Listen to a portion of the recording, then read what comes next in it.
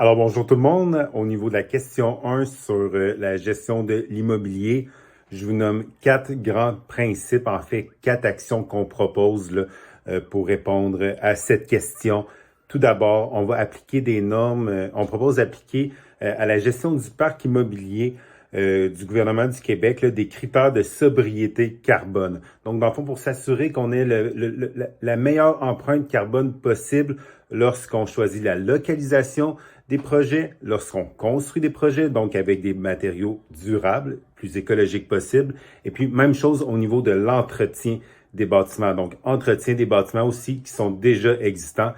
S'assurer, dans le fond, qu'on ait vraiment l'empreinte carbone la plus minimale possible, en fin de compte. Deuxième élément, on va retirer à la Caisse de dépôt de placement du Québec tous les placements en matière d'énergie fossile. Donc, on veut sortir du Canada parce que c'est une pétrocratie canadienne. On va montrer le bon exemple. On va demander à la Caisse de dépôt là, de montrer le bon exemple à ce niveau-là. Troisième élément, on va augmenter les cibles d'efficacité énergétique d'Hydro-Québec et d'Énergir. Donc, pour encore là, prêcher par l'exemple. Et puis, le dernier pour cette question-ci, bien, c'est mettre à jour la réglementation en énergie. Donc, au niveau de la régie d'énergie, en fait, c'est pour intégrer la décarbonisation comme mandat principal de la régie. Donc, écoutez, c'est 4 propositions, 4 actions qu'on propose parmi une multitude. Allez voir notre plan pq.org. Vous allez voir, il y a beaucoup d'éléments par rapport à ça.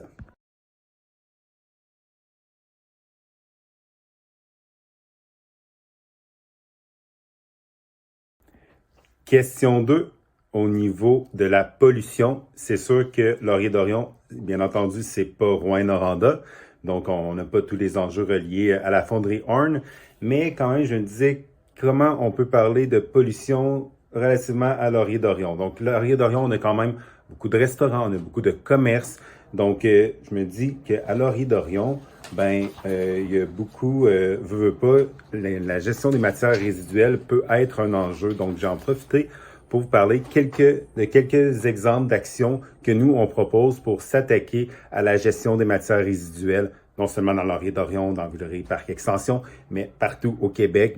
On va capter les émissions aux sites d'enfouissement qui sont non réglementés. On va capter le méthane dans les sites d'enfouissement, donc au-delà de la réglementation qui est déjà en vigueur. Et puis, même chose au niveau des sites de traitement des eaux usées. On va traiter la matière organique par biométhanisation et compostage, donc notamment en bonifiant le fond vert pour son programme dédié. Donc ça, c'est super intéressant, la biométhanisation, parce qu'on peut vraiment capter les émissions de méthane, puis après ça, venir produire de l'énergie. Donc c'est vraiment une solution d'avenir. Et puis la dernière que je vous présente pour cette question-ci, bien c'est, on va venir opérer une valorisation énergétique des déchets comme intrant dans l'économie québécoise. Donc, c'est toute la question aussi de réutilisation, d'économie circulaire aussi. Donc, encore là, pq.org pour plus de détails. Merci.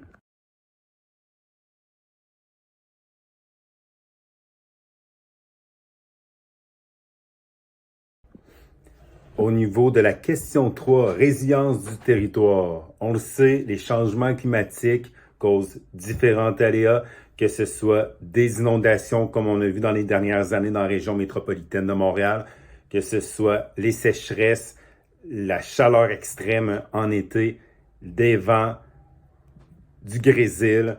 Donc, pour Laurier-Dorion, on va peut-être se consacrer sur l'aléa au niveau des chaleurs extrêmes en été. Étant donné, vous savez, on est en milieu urbain, on est dans un secteur parmi les plus bétonisés à Montréal et les plus bétonisés au Québec. Donc, il y a une proposition que je trouve particulièrement intéressante pour notre circonscription. C'est celle de consacrer 1% des investissements au PQI, donc au Plan québécois des infrastructures. Donc, 1% de tous les investissements du gouvernement du Québec qui vont dans le PQI qui vont servir au verdissement des villes. Ça va avoir un impact absolument gigantesque pour Villeray, pour Parc Extension, surtout parc extension, partie de Villeray où il y a des secteurs qui sont pas mal défavorisés. Donc, ça va permettre de faire la plantation d'arbres, la plantation de bordures, du pavage alvéolé, des toits verts, des jardins, des potagers. Donc, écoutez, c'est quelque chose qui peut vraiment être porteur, notamment dans les milieux urbains. Donc, entre autres dans l'Orient.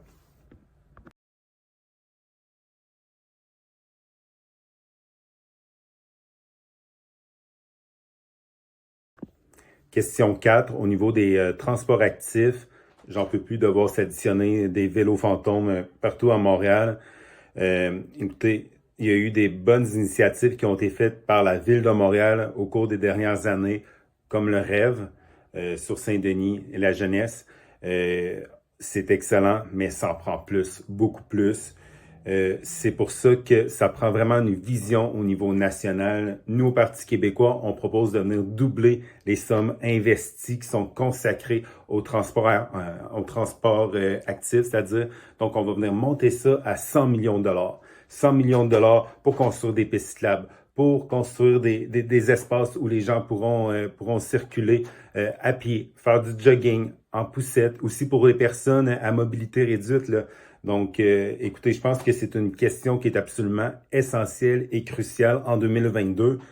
Oui, pour avoir des bonnes habitudes de vie, également pour que les gens qui sont à mobilité réduite puissent circuler sur des trottoirs qui ont du bon sens et puis qu'on puisse circuler à vélo vraiment en toute sécurité. Je pense qu'on ne peut pas passer à côté de cet enjeu-là, là, dans le cadre de la campagne électorale. Puis, je suis bien content que vous nous posiez la question.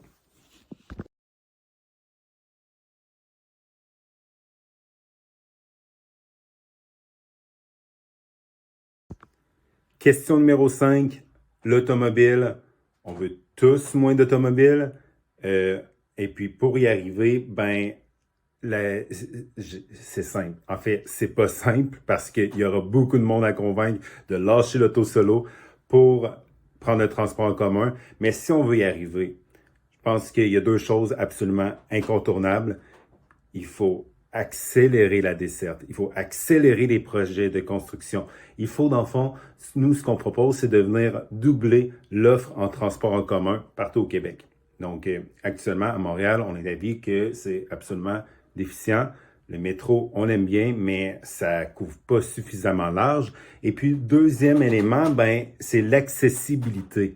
Parce que, je sais pas si ça a pris le métro dernièrement, mais une passe de métro, c'est quand même pas donné pour, je pense, aux petites familles, aux gens qui ont peut-être de moins des revenus plus limités. C'est un gros enjeu, puis il faut absolument pas que ce soit un frein, que le prix soit un frein à l'utilisation des transports en commun. Fait que c'est pour ça qu'on vient instaurer la passe climat. La passe climat, ça va vous permettre d'utiliser le transport en commun, pas juste à Montréal, là, un peu partout au Québec, même entre les villes, pour la modique somme de 365 $ par année. Donc, 1 $ par jour, et puis 1000 $ pour les familles. Voilà.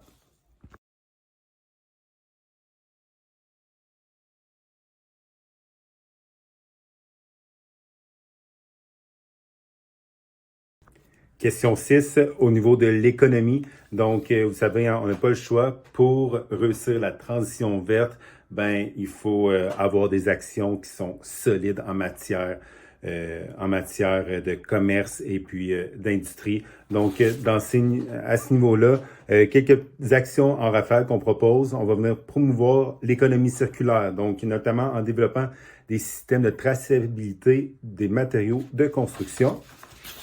Ensuite, on veut venir bonifier les appuis financiers au programme Éco-Performance pour le secteur industriel. Donc, de manière à favoriser la substitution, en fait la transition entre les produits pétroliers vers une électricité, l'utilisation de l'électricité et puis de la biomasse. On va venir adopter un règlement qui oblige l'élimination des produits pétroliers dans certains secteurs industriels qui sont ciblés. On va venir également, au niveau commercial, là, venir rehausser l'appui financier pour la transition énergétique des grands bâtiments. On veut venir réduire massivement l'utilisation des systèmes de mazout et de gaz naturel, donc avec une cible de moins 55%. Et puis, on veut éliminer tout simplement l'utilisation des systèmes de propane.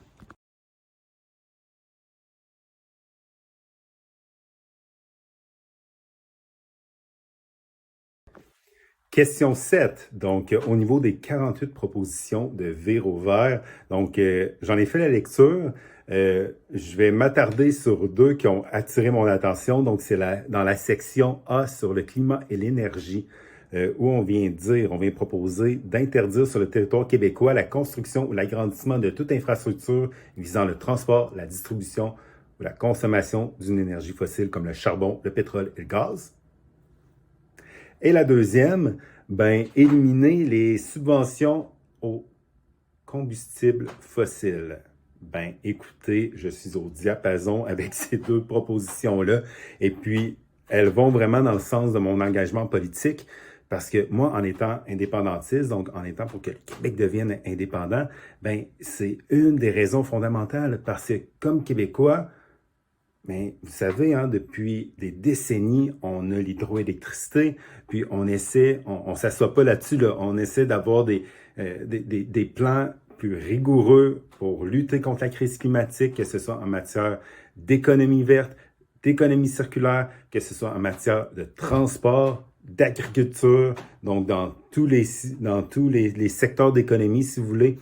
Et puis, j'en reviens pas à chaque fois que je fais ma déclaration d'impôt puis qu'on envoie entre 40 et 50% de nos impôts à Ottawa. Et puis eux, qu'est-ce qu'ils font avec ça? Ils le dépensent comme bon leur semble. Et puis comme bon leur semble, c'est qu'ils envoient une bonne partie pour financer les pétrolières albertaines. Donc, ça vient complètement à l'encontre de notre volonté de lutter contre la crise climatique.